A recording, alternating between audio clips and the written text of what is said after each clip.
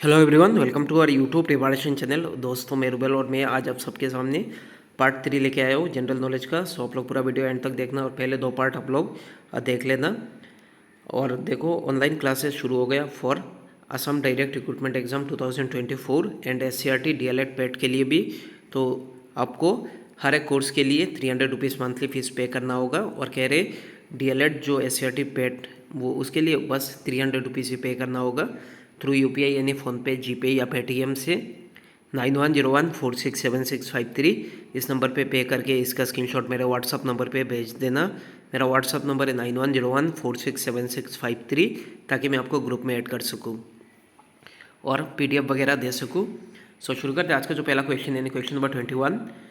Kudremukh is an important iron ore mine. So ये कौन से स्टेट पे है?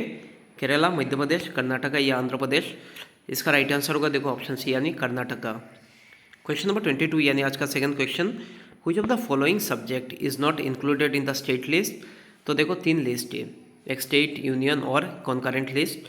तो ये है कौन सा, मतलब कह सकते हैं स्टेट लिस्ट पे नहीं है। ऑप्शन सा लॉ एंड ऑर्डर ये तो है, जेल, प्रिजन ये सब है। एडुकेशन ये कॉन्करेंट लिस्ट पे ऐड किया गया, ठीक है, थ्रू 42nd अमेंडमेंट एक्ट 1976, ये भी याद रखना। So option C is the correct answer. बाकी एग्रीकल्चर स्टेट लिस्ट।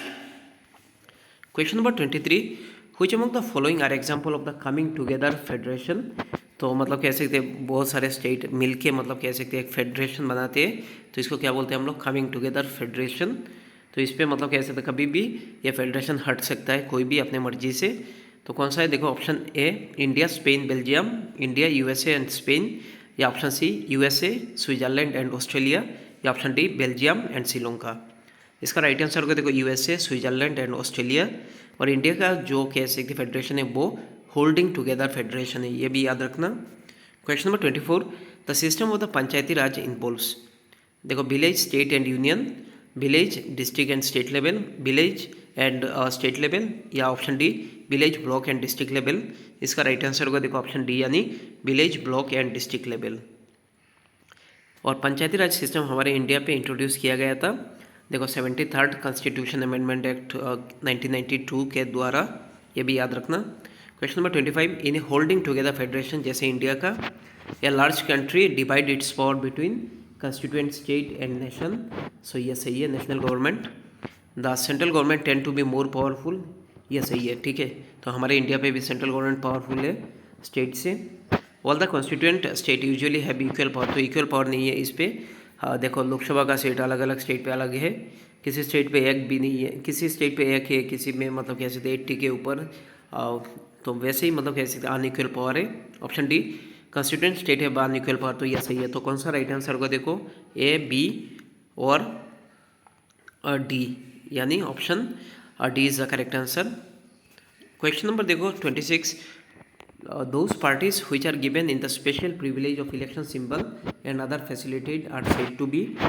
तो जो कह सकते उन पार्टी को कह सकते इलेक्शन सिंबल या दूसरा फैसिलिटी दिया जाता है, तो identified by the election commission, recognize by the election commission, इसे क्या कहा जाता है? Patronize by the election commission या attached by the election commission. इसका राइट आंसर होगा देखो option B, recognize by the election commission. तो इलेक्शन कमीशन पे 3 मेंबर बॉडी होता है, ये भी याद रखना। Question number 27। Which of the following country has a single party system? Pakistan, Nepal, China या बांग्लादेश? इसका राइट आंसर को देखो ऑप्शन सी यानी China. Question number 28। Which soil is the result of the intense leaching due to heavy rainfall?